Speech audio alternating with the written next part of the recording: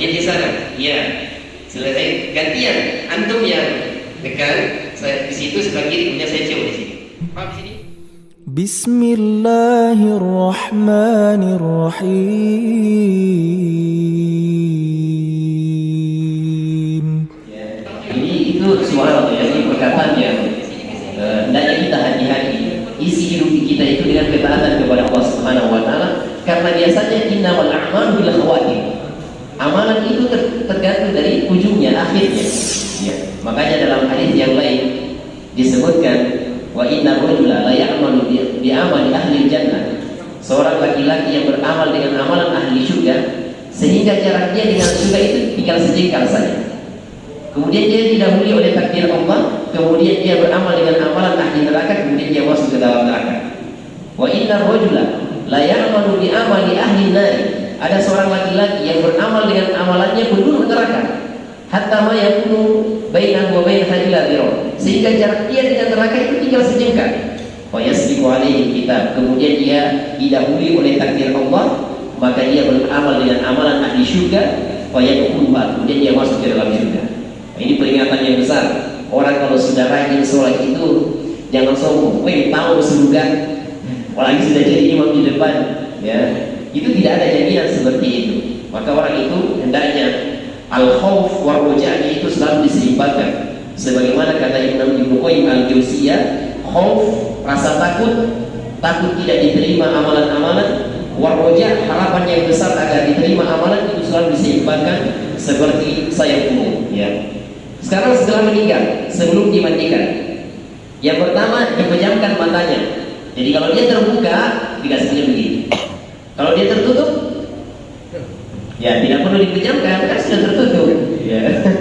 Jadi kalau dia terbuka, dipejamkan. Ya. Kata Nabi Sallallahu Alaihi Wasallam dari Hindun bintu Abi Umayyah radhiyallahu anha, ia mengatakan Rasulullah Sallallahu Alaihi Wasallam ketika mendatangi Abu Salamah yang telah meninggal, ketika itu kedua matanya terbuka, maka Nabi Sallallahu Alaihi Wasallam pun memejamkan kedua mata Abu Salamah dan bersabda, sesungguhnya bila ruh telah dicabut, maka pandangan matanya mengikutinya. Subhanallah. Ini memejamkan mata mayit. Yang kedua, mendoakan kebaikan bagi mayit. Ya, Allah maghfir li Abi Salamah. Ya. Kalau kita tidak hafal doa di atas, ya bisa pakai bahasa Indonesia. Atau yang sering kita baca, Allahumma ighfir lahu warhamhu wa'afihi wa'fu anhu dan seterusnya. Ya. Atau kalau pakai bahasa Indonesia, ya Allah ampunilah si fulan, angkatlah derajatnya, jadi kalian termasuk orang-orang yang mendapatkan petunjuk dan seterusnya. Kalau tidak bisa bahasa Indonesia, ya sudah bahasa mereka, bahasa Duri. Nah, tinggal terjemahkan saja itu dia ke bahasa Duri, ke bahasa mereka. Yang ketiga, mengikat dagu agar tidak terbuka. Ya, jadi dagunya itu jadi kalau dia mangap di apa mangap? Nah, terbuka, ya diikat, ya diikat. Sebagaimana dikatakan oleh Syekh Jibril rahimahullahu ta'ala. Selanjutnya, menutup dengan kain. Jadi kalau sudah meninggal maka ditutup dengan kain. Mau kainnya yang seperti ini boleh, boleh. Atau kain yang lain, yang penting kain yang bisa menutupi dari kepala sampai kaki, ya, ujung rambut sampai ujung kaki, tertutup semuanya. Ya. Baik, ini kemudian yang kelima, segera menunaikan hak-hak mayit. Kata Nabi, asri'u bil janazati, percepat pengurusan jenazah. Jadi pengurusan jenazah itu dipercepat, jangan ditunggu lama. Apalagi sampai 2 malam, subhanallah, itu sudah tidak bagus itu. Ya, kalau misalnya dia meninggal malamnya, kemudian dia bermalam, tidak ada masalah. Kan kita jarang yang menguburkan malam-malam, ya. Jarang sekali, apalagi kalau dia meninggal malam, mungkin besok baru dikuburkan. Tapi kalau dia meninggalnya itu siang, anggaplah pas waktu zuhur atau jam 1 siang, jangan dikasih bermalam. Ya, jangan dikasih bermalam. Karena kata Nabi, asri'u bil janazah, segera urus jenazahnya. Jika dia orang yang soleh di antara kalian, maka akan jadi kebaikan baginya jika kalian percepat. Nah, ini haknya dia. Dia punya sesuatu yang dia tunggu di kuburannya, sehingga dia dipercepat. Makanya dalam doa, Allahumma la tahrimna ajrahu wa la taftinna ba'dahu waghfir lana wa lahu. Allahumma ij'al qabrahu rawdatan min riyadil jannah wa la taj'al qabrahu rawdatan min riyadil an-niran. ya Allah jadikanlah kuburannya itu menjadi taman-taman surga. Kalau dia orang baik, maka kuburannya menjadi taman-taman surga. Dan itu luar biasa, itu yang diinginkan oleh si mayit tersebut. Jika dia orang yang bukan demikian, maksudnya orang yang buruk, maka keburukan lebih cepat hilang dari pundak-pundak kalian. Ya, jadi orang yang mengurusi. Ya, baik. Baik, sekarang kita masuk kepada memandikan mayit. Mana tadi ini ya? Ada alatnya. Kita praktek ya. Kalau teori susah, kalau teori. Kalau praktek lebih cepat. Ya, sambil jalan dulu ya. Hukumnya. Wa qala an-Nawawi ghuslul mayyiti fardhu kifayatin bi ijma'il muslimina. Ya. Memandikan mayat itu hukumnya fardhu kifayah sesuai dengan kesepakatan kaum muslimin, dan ini kesepakatan juga 4 mazhab ya, Hanafi, Maliki, Syafi'i dan Hambali, semuanya sepakat itu fardhu kifayah. Artinya kalau ada di antara kaum muslimin sudah mengurusinya maka itu cukup, itu cukup.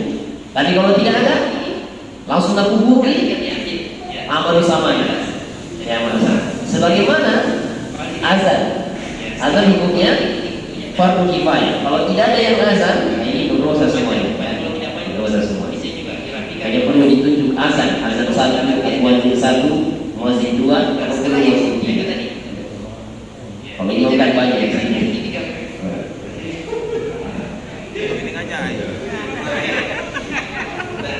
Nah, ini hadisnya susah banget. Anna Nabi sallallahu alaihi wasallam amara bi ghusl mayyit. Nabi sallallahu alaihi wasallam memerintahkan untuk memandikan mayit. Padahal ala wujubi, itu menunjukkan bahwasanya memandikan mayit itu wajib. Fa idza qama bihi ba'dul muslimina saqata 'anil baqi.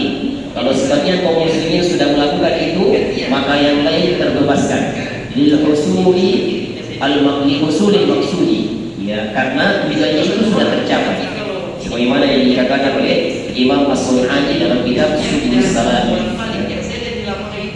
Baik, jenazah yang tidak boleh dimandikan. Yang pertama, orang yang mati dalam perang tidak boleh. Jadi kalau dia syahid di medan pertempuran, maka tidak dimandikan jenazahnya. Yang kedua, ia belum mencapai umur 4 bulan. Kemudian, jadi dia 4 bulan kemudian keguguran, maka ini juga tidak dimandikan, tidak dikafani. Dalam sebagian pendapat tidak diakikah. Tapi kalau di atas maka dia diakikah. Ya, kalau di bawahnya tidak diakikah dan tidak diberi nama. Kalau di atasnya maka dia dikasih nama, ya, dikafani, dimandikan dan seterusnya. Ya. Nah, ini hukum terkait masalah bayi yang keguguran. Dalilnya ini ya, kalau syahid yang pertama kata Nabi SAW terkait atau terhadap para sahabat yang meninggal di perang Uhud, jangan kalian mandikan mereka, karena setiap luka atau darah akan mengeluarkan bau harum minyak misek pada hari kiamat. Jadi tidak boleh dimandikan. Ya. Disolati bagaimana ini tidak? Jadi dimandikan tidak. Kalau disolati ini khilaf. Kenapa? Karena sebagian ulama mengatakan tidak disolati juga, pokoknya langsung dikubur. Sebagian mengatakan ya disolati karena Nabi mensolati jenazahnya Hamzah. Kata para ulama, iya cuma jenazahnya Hamzah saja, yang lain tidak disolati. Ya, jadi ini khilafnya, Allah alam mana yang paling kuat. Saya lebih cenderung kepada tidak dimandikan dan tidak disolati langsung dikubur. Ya. Tapi kalau mau disolati tidak ada masalah. Nah, bayi yang belum cukup 4 bulan, kata Syekh Abdullah bin Abdurrahman Al-Jibrin rahimahullah ta'ala, as-suqul ladzi 'umruhu duna 4 ashhur, keguguran di bawah umur 4 bulan, as-sahih annahu la yufan, yang benar tidak dikafani. Ya.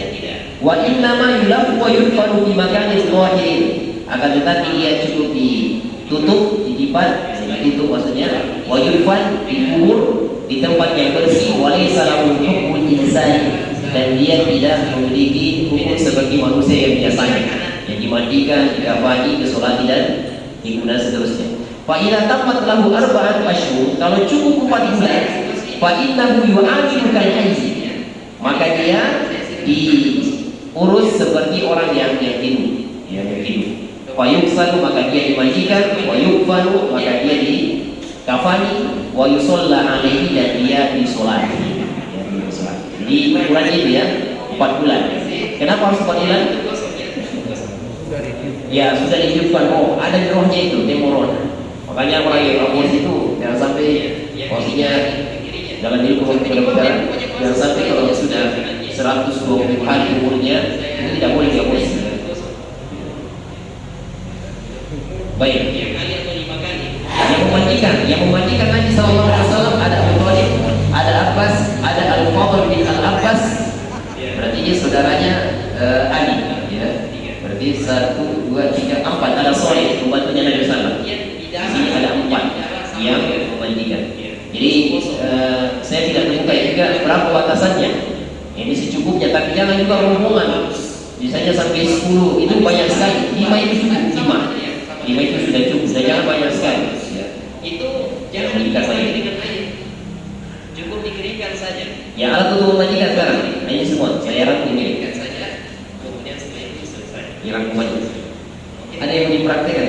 Coba yang mau dipraktekkan. Insya Allah tak tinggal nanti. Ada yang mau? Yang anak kecil mau? Ayo kamu kan. Karena kalau teori banyak sekali teorinya ini. Nah, kita tidak selesai nanti. Kita mau praktik saja. Mana tadi meja? Baca. Kalau anak kecil ya bisa. Bisa mungkin kalau anak seperti ini. Ya, kita praktik saja ya. Ini yang warna merah sama ini. Kalau sudah ada lumpi darah itu sudah cukup. Ya. Yang pertama itu keranda itu. Yang ini. Bagusnya pakai ini. Bagusnya pakai ini karena sudah ada tempat keluarnya itu, kotorannya itu. Nah, jadi kepalanya di sini, kakinya di situ. Jangan dibalik. Kepalanya di sana, kakinya di sini karena nanti kotorannya itu agak jauh keluarnya. Ya. Dan sebab bagusnya pakai begini karena saya bukan di lapangan. Kalau masyarakat itu langsung biasanya itu pakai apa namanya itu? Apa? Ya, batang pisang. Itu agak sulit itu, rumit. Karena ini masalah najis sebenarnya ya, najis. Makanya saya sarankan pakai begini. Kita punya di sini ya, di punya masjid bisa dipakai. Yang kedua, sampingnya kaos tangan plastik, ya, tangan yang plastik sediakan. Kemudian gunting kuku kalau diperlukan. Misalnya kalau panjang kukunya, maka dia dipotong, ya, dipotong. Atau kuku kakinya. Kemudian masker, ya, masker ini penting juga. Apalagi kalau yang dimandikan itu yang sudah ditemukan lama, sudah busuk, maka itu perlu masker itu. Ya, jangan sampai tidak dikasih masker kemudian dia muntah, kemudian rumah ini tersinggung. Ya, jadi sediakan memang masker, ya, yang wangi-wangian, sisir ini digunakan kalau sudah dimandikan. Apalagi kalau perempuan jangan sampai acak-acakan rambutnya. Ya, laki-laki di apa namanya disisir, dirapikan. Kemudian gunting penting. Kalau misalnya kumisnya panjang, itu maksudnya terlalu ini ya, aut-autan, maka itu dirapikan. Jadi terlalu panjang melebihi kumisnya, maka itu dirapikan. Kukunya sama rambutnya di mana? Ya dibuang. Ya, tidak usah dikasih masuk di kain kafan, nanti dibuang saja. Ya, dibuang saja. Kemudian yang selanjutnya apa itu? Kapur barus. Wah, ini harus ini kapur barus. Tapi yang sudah di apa? Tubuh, ya, atau di blender nih. Bisa rekam di blender saya? Bisa? Bisa ya? Oh, dicobek. Nah, bisa kalau dicobek. Kalau blender kayaknya susah. Kemudian daun bidara ini juga harus, ya, daun bidara. Sekarang sudah ada sabunnya, sabun daun bidara itu sudah lengkap itu. Jadi kalau sudah ada daun bidara, sudah ada kapur barus, maka sabun ataupun sampo itu tidak perlu. Tapi kalau mau ditambah juga tidak ada masalah. Ini longgar, ya longgar. Karena dalam hadisnya nanti kita sebutkan hadisnya yang disebutkan oleh Nabi air bersih, kemudian kapur barus sama bidara. Ya. Yang saya tahu ya, dan yang saya lihat di lapangan langsung. Kemudian kayu, ya, harus ada kayu. Kemudian 3 baskom, 1 untuk air bersih, 1 untuk daun bidara, 1 untuk kapur barus. Ya, 3. Apa itu? Tempe itu?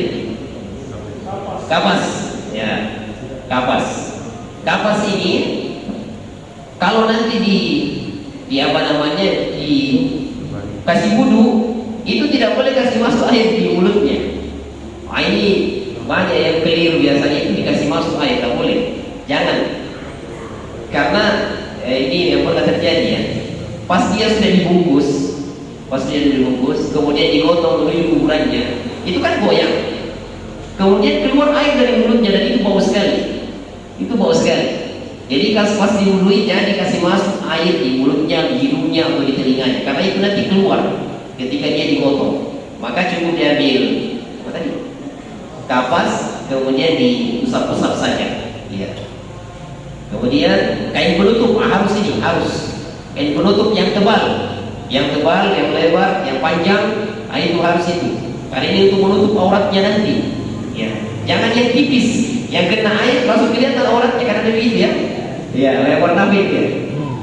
Warna putih misalnya kena air langsung kelihatan. Nah, ini jangan yang pakai begitu, karena auratnya bayi itu harus dijaga. Yang selanjutnya handuk. Nah, ini juga untuk mengeringkan nantinya. Ya. Kemudian yang terakhir kalau dibutuhkan plaster. Kalau misalnya ada lukanya, ya dia ada luka maka harus ditempel. Itu kalau diperlukan saja. Kalau tidak ya tidak perlu. Saya kira itu bahan-bahannya. Nah, ini perlu dipersiapkan atau disediakan biar memudahkan ya, Baik. Baik, ada yang mau praktek silakan. Kita praktek sekarang. Masih ada waktu 10 menit. Atau ada pertanyaan? Ya, dari sini Pak. Jawab. Tapi kita di bawah karena tidak ada mejanya ya. Bisa begini. Tidak bisa. Langsung tidur saja. Oh iya, dimatikan. Tadi saya butuh berak sana. Ya, gitu. Ya. Saya butuh 5 orang. 5. Saya mau 5 orang. Tadi sudah kita bilang ada yang kain penutup. Maka ditaruh, coba sejarah. Ditaruh di sini. Yang bagus, yang bersih. Oh ini. Ya. Nah ini 2 orang jaga ini auratnya. Subhanallah, ini akan misal begini. Dijaga itu auratnya manusia ketika dia meninggal, apalagi ketika dia hidup. Dia tak boleh dicemari, tak boleh digibah, ya tak boleh ditanya. Kalau tidak pelanggaran yang besar. Ya, oke. Nah ini kalau sudah ini ada gunting, ya sebagian masyarakat yang buka bajunya, tapi saya sarankan gunting saja. Jadi gunting dari sini, kan tinggal diambil, ya, diambil di atas dan di bawah, kemudian di sini. Pada sini ya. Ya setelah itu baru diikuti kukunya tadi, diikuti kukunya ya, kuku kaki atau kalau panjang. Tapi kalau tidak panjang tidak usah. Bisa juga dirapikan kalau kurang rapi. Tapi kalau sudah rapi ya jangan, tidak usah. Ya. Nah setelah itu tadi. Ya ini jangan di ini ya kan, ini digalang. Ini aja. Nah, yang ini saya tekan di sini, antum cebok di bawah. Antum kasih air. Kan airnya di situ. Iya. Kasih ke sini airnya. Iya, saya tekan di sini sebelah kanan dia ini, sebelah kanan saya benar. Nah, antum yang cebok. Oke, selesai. Kemudian di sana. Iya. Selesai. Gantian antum yang tekan, saya di situ sebelah kiri, kemudian saya cebok di sini. Paham di sini? Iya. Bisa juga satu orang, tapi kalau ini perlu kerja tim yang begini. Perlu kerja tim. Biar tidak bolak-balik. Yang saya lihat di lapangan itu kan yang di sini ke sana lagi, yang di sini ke sini lagi. Jadi ini perlu kerja tim kalau dia mengurus jenazah. Ya. Nah setelah itu dikasih ini sudah dibersihkan, kasih turun. Ya kasih turun. Iya, kasih turun. Kemudian dia diwudui, dijelei. Ya mulai dari ini mana kanan kan? Bicara banyak. Kemudian kasih air. Ya kasih. Kemudian antum yang tuangkan. Ya saya yang bilang. Makanya perlu 5 orang yang seperti ini ya.